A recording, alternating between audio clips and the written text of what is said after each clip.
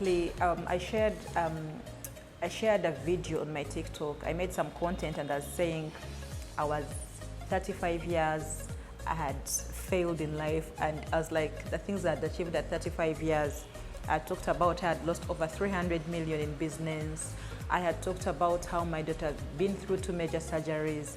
I talked about how my son had got into a major car accident that almost claimed his life. I had talked about the number of businesses. I mean, I've done more than 6 businesses and failed. I had talked about literally the things I'd been through and had achieved. And people are like, cyber hugs, oh my goodness. And I'm like, that should be a testimony for someone. And for me, the reason as to why I shared was to show someone out there that it is possible to go through the trials of life and you're able to restart and rebuild afresh in life. It was like a testimony because, I mean, I've been through, I don't want to call it the worst, because this is life.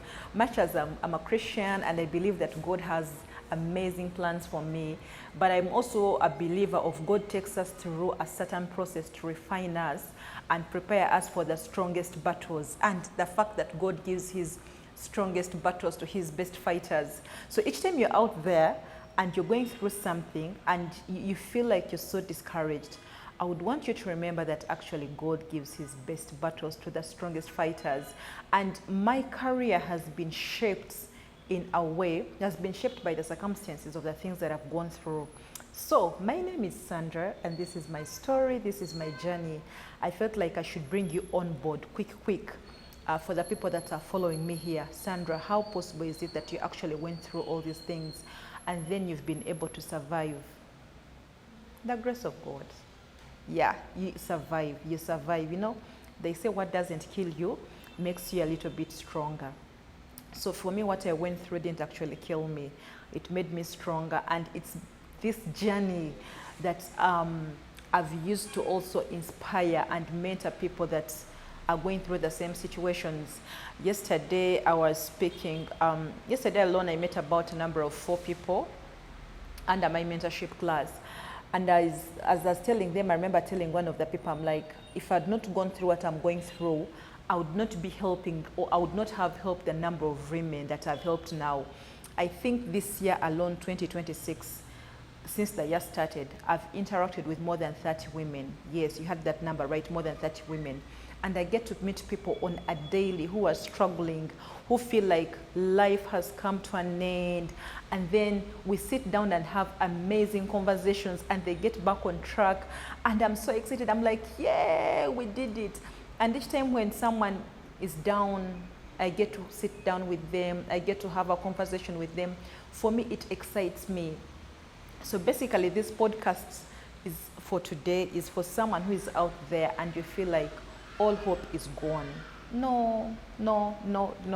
I think in Isaiah 43:18-19 says, forget the former things, do not dwell on the past. See, I'm doing a new thing. Now it springs up. Do you not perceive it? It's like God is telling us that the past is gone. The worst has happened. You got that divorce. So what? You're into that addiction. So what? You messed up with your finances. So what? It has happened. It has happened. So what's the worst that can happen? So most of the times what happens is that once you acknowledge something that has gone bad, once you acknowledge it, then it's okay for you to move forward. Most of the times when you're going through, I'm going to use maybe the example of divorce. You're going through divorce. Maybe your business is struggling and you're not doing so well at all. You dwell on the fact that, oh my goodness, my business is struggling. Things are so hard. I lost my business. And you do not have the strength to move forward. But when you read this verse, God is like telling you, do not remember the things of the former. It's possible for God to do a new thing in your life. A couple of, how many years? 4 years ago, 4 or 5 years ago, I was broke. And when I say I was broke, I was dead broke. I couldn't even afford what? A meal. I was being evicted from my house. Sandra, being evicted from my house. Yes, I was being evicted from my home. I was back on borders from, moving around in cars. Like I think I've shared this year before. I'm like, the first time my daughter used a boda, I was like, how possible is it that my daughter is using a boda? I remember when I was giving birth to my second baby, my son now. I remember I going to hospital and I didn't know where the medical bills were going to come from. My husband at that time had lost his job. We had lost our finances. We were struggling. And I just went home without a single coin. And I remember it was my auntie, I think, my auntie and my mom who came through for me and were able to cover medical bills. It was not a lot of money, by the way. It was just about 1 million. But I was not able to afford at the time. This is a sad story. I keep telling people that the time I found out I was pregnant for my second child, because things had started going really bad in our finances, and the things were really, really going bad. And I remember that's around the time we were evicted from our home. If I had money to abort, I say this with a heavy heart, I was going to do so. Because I remember at Murray Stopes, they needed about 300,000 for me to go through the process.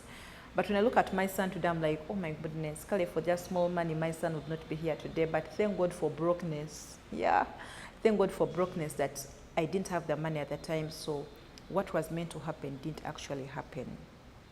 And my son here is here today. And like, I was a nobody. And don't forget that prior to all this, I was running mega businesses. When I say mega businesses, I was running mega businesses. I was 24, I was 25, and I don't want to call it, but I was rich, I will say like that, because I could afford anything I wanted in life at that particular time. But, I wake up and just one bad business transaction and everything is gone. I'd lost it all. I sell my land, and after selling my land, trying to build my life, the money is also gone. Like that, I was robbed from around KCC and Akawa. We parked outside, and that place where they give out licenses from. And then when we parked there, I remember it didn't even take more than 5 minutes. I get into the office where they give licenses from. We get the license, we get out, we drive. I was with my husband. And then when we left that place, we drove. So that roundabout around Oasis Mall, I got to pick my bag from behind. I remember it was a beautiful leather red bag, because I couldn't afford anything. So life was, I was holding a bit of fancy things. So I turned to pick up my bag and I realized that my bag was missing. So I told this guy, I'm like, and I remember him staggering on the road and he's like, what do you mean? And I'm like, it's not there. And the bag was containing the money that we had sold from that piece of land. And that was almost the last cash. That was almost the last thing that we had sold of us to restart life, because we were going to Bank of Africa, I think, to bank the money. And the bag was gone. We drive back to KCCA. I remember sitting at Ginger Road Police Station and calling my father, and I'm like, we've been robbed once again. Why am I saying we've been robbed once again? The previous weekend, we were in the house sleeping. We were staying in Imbuya, and it was a standalone. And like I said, life was good. At that time, he had the latest iPhone. So that the iPhones, then the laptop, then some other phones, you know how you leave things in the sitting room charging. So it was a Sunday afternoon, and we were napping. So when he woke up, I remember him come and saying, Muchala batubye. And I'm like, batubye how? But the house was intact. But getting out, lo and behold, they had literally taken everything in the sitting room.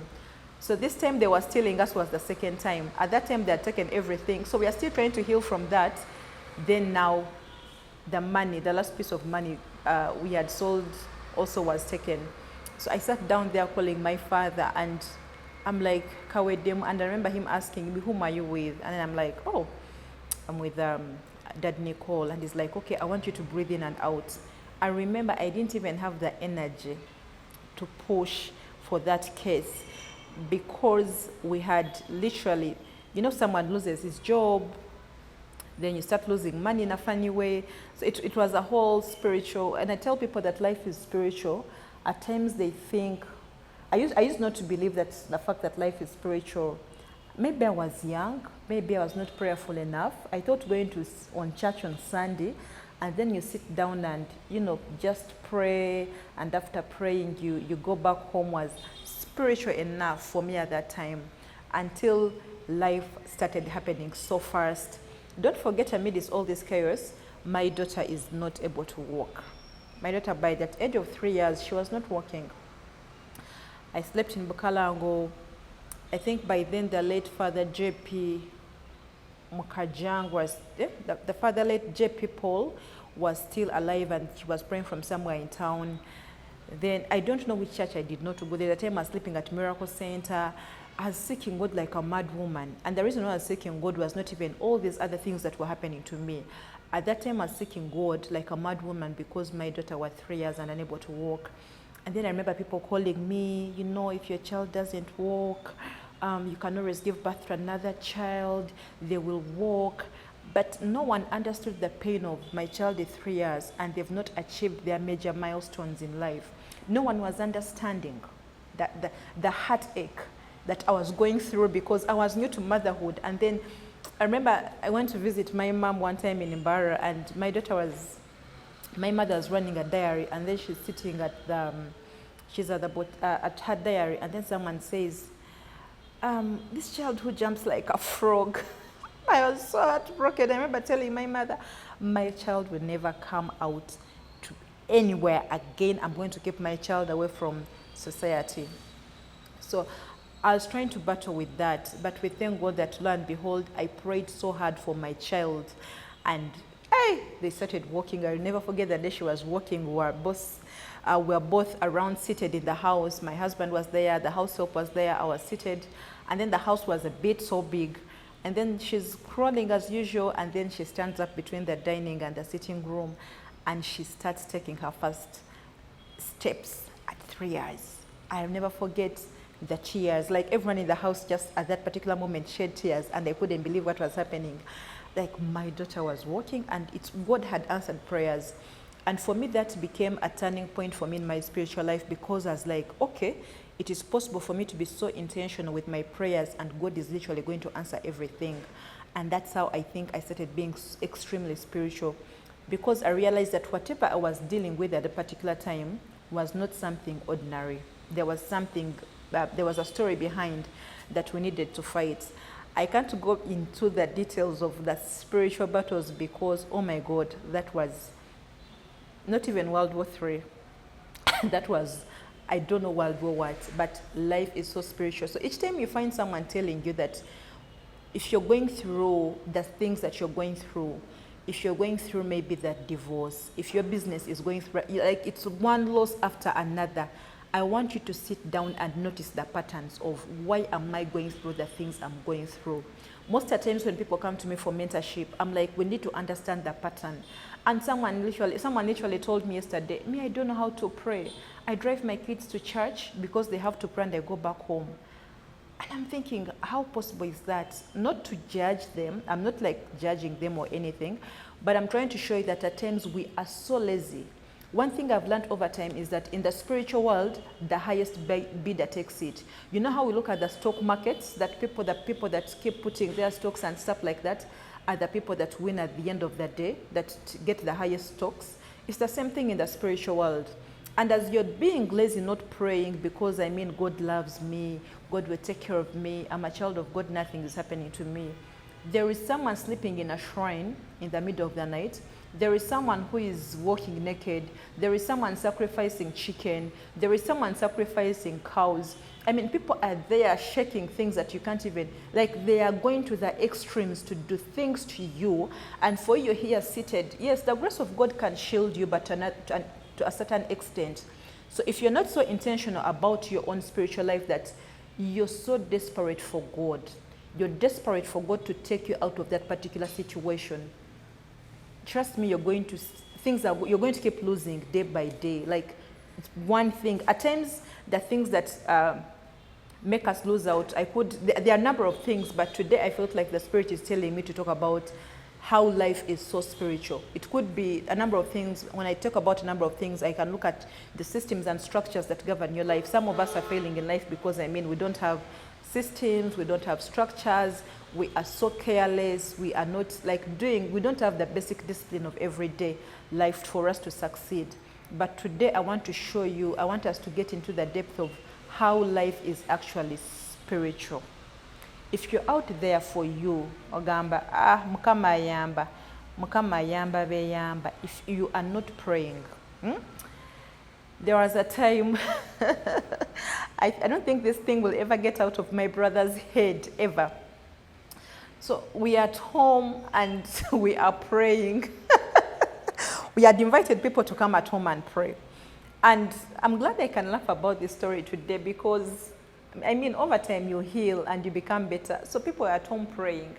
And when they were praying, we call it a moving pillow. It was a Nigerian movie that happened in our house that particular night. And what do I mean by a Nigerian movie? We are seated, we are praying, these guys are praying, we are holding ourselves, we used to humble ourselves. So the house had a long corridor. It was like a hallway. And then one of the women is like, Madam, we are kind of requesting to go to your bedroom and pray from there. When they asked, I'm like, pray from my bedroom? I was like, it's okay, you can go and pray from the bedroom. So they opened my bedroom. And then they had gone with my brother was leading. So when they opened the bedroom like this, when my brother opened for them the bedroom, where I was standing, I could see what was happening in the corridor. So my brother screams and takes off like coming back. And to see, there was a pillow following him. Yes, a pillow no one is holding, like a flying pillow. So there was a pillow following him. It was ta-la-la-la-la-la. And my brother was like screaming. And then these guys are trying to like hold the pillow, and the pillow is literally moving. And definitely they prayed, anointed it with oil. And it was like a movie. It was like a dream. And they hold the pillow down, and then they opened the pillow, and there was a horn, like a horn of a cow, a real horn of a cow. And we are looking at ourselves like the maid is looking, I am looking, my husband is looking, and we are saying like, what in the world is happening? They take out the horn, and like we were shaking. You couldn't even hear a coin falling down at that point because the silence that was in the house.